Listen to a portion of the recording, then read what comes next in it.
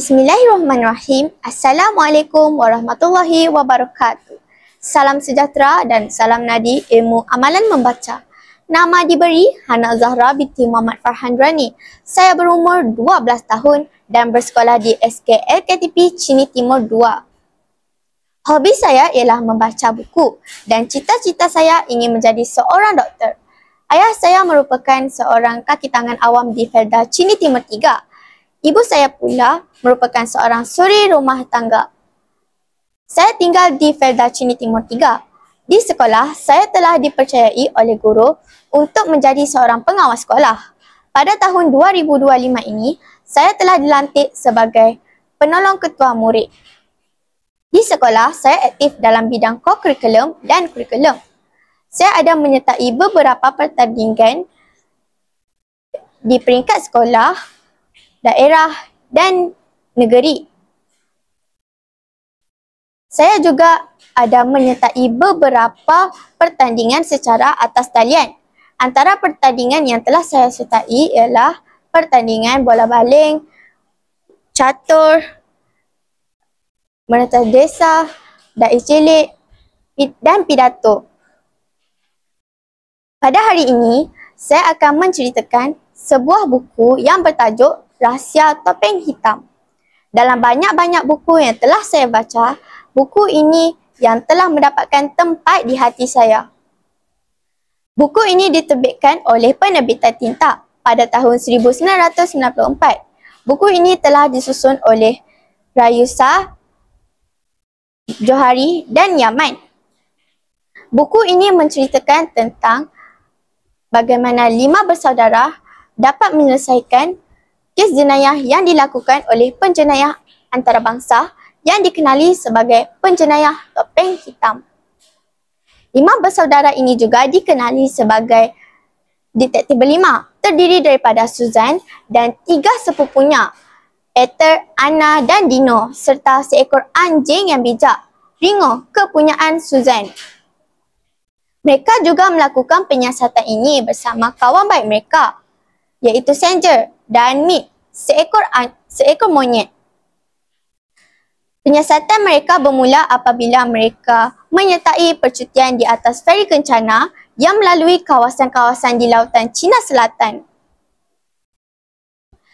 Sebelum memulakan pelayaran, penjenayah Topeng Hitam telah mengumumkan bahawa dia akan menyertai pelayaran tersebut.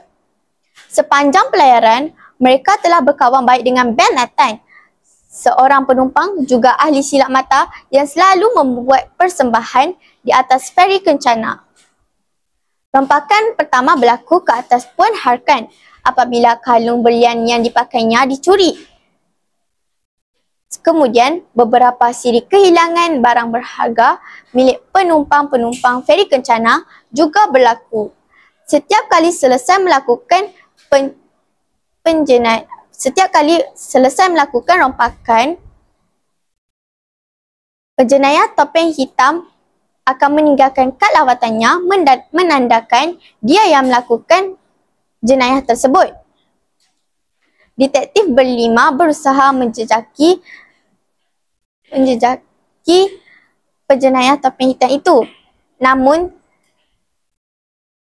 menemui jalan buntu. Sehinggalah waktu-waktu terakhir pelayaran, Susan mendapat petunjuk bahawa kawan baik mereka, Ben Nathan, yang telah melakukan jenayah ini selama ini, namun tidak disedari kerana Ben Nathan pandai mengelirukan mereka. Detektif berlima memasang perangkap dan akhirnya penjenayah yang paling dikehendaki negara berjaya ditangkap oleh mereka. Namun, penyiasatan mereka belum berakhir apabila penjenayah Topeng Hitam tidak mahu memberitahu di mana dia meletakkan barang curiannya. Pada waktu malam terakhir, Ringo secara tak sengaja telah membawa mereka ke tempat di mana penjenayah Topeng Hitam menyimpan barang curiannya. terbongkarlah segala kejahatan-kejahatan topeng hitam dan akhirnya dia diberkas oleh pihak polis. Semua penumpang berasa kagum dengan kehandalan 5 bersaudara ini yang berjaya menangkap penjenayah yang paling dikehendaki negara. Kawan-kawan, terdapat beberapa pengajaran yang dapat kita perolehi daripada cerita ini. Antaranya adalah bekerjasama dalam membuat keputusan.